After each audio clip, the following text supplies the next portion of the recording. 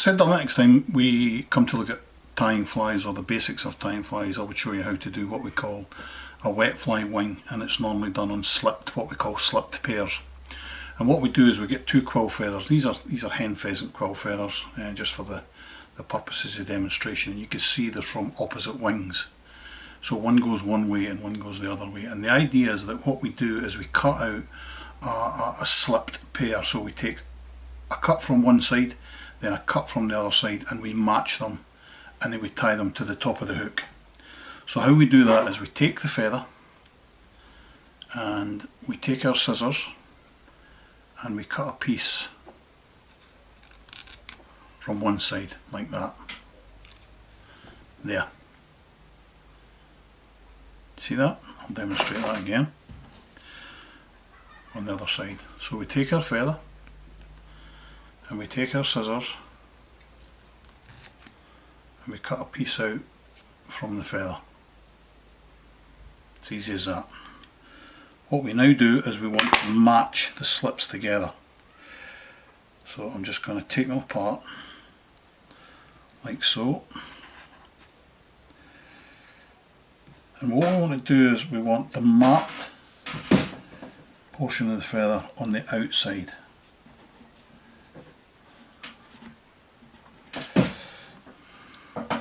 So there's our slip pair there, and we want the two dull sides together so that the heavily marked portion of the feather is on the outside, and we just bring the two feathers together.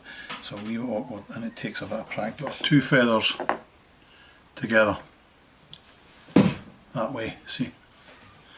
And what we want to do is we want to present it to the hook now and just get the rough length, probably just as it's emerging from the bend of the hook onto the tail. And what we do is we take the feather and our thumb and forefinger of our non-tying hand, and how we're going to do this is we're going to do what we call a pinch and loop. So imagine my finger is the feather. What we do is we take the thread up that side, down the other side, under the eye, and back up, and then we pull upwards. So we go up one side, down the other, round the eye and back up, and pull. That's called a pinch and loop. It's a proper pinch and loop. I see some guys doing this, putting the feather on and then simply just pulling it down. That's not the proper way to do it. The proper way to do it is to go up one side, down the other, and back up the other side and pull. I don't know if I've demonstrated that very well, but that's how you do it. So what we'll do is we'll take our slip pair,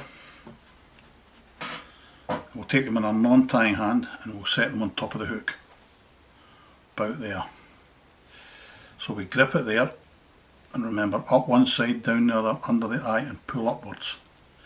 Get a couple of turns on the wing and set the wing. There you go. Now that's your wing set there. Get a couple of turns with the silk. Take your fine point scissors and trim. What you now do is build up the head as you would normally do. Again, maybe 10-15 turns of silk, something like that. Keeping a grip of the wings so that you don't damage the wings. There.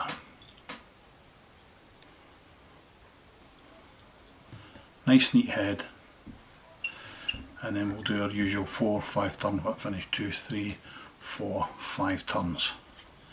And then trim away the thread there. And that's it. That's a wet fly. That's a completed wet fly. Now, I will admit that the wing on this Pennell is a wee bit unusual. It would normally be a blue wing or a grey wing or something you would use, but that's a perfectly acceptable wing on a black Pennell, and again it was just for demonstration purposes. So that is how you wing a wet fly, and again you would obviously come in and you would varnish your head and do all that good stuff as well. So go away and practice that, and remember, when you do the pinch and loop, it's up one side, down the other, under the eye, and then pull upwards, and that wing will sit perfectly. And you can probably see, it's a wee bit out of focus, but you can see that the wing is actually sitting very well on the hook there. I'll just show you that, how that sits on the wing there. That's it. Easy peasy.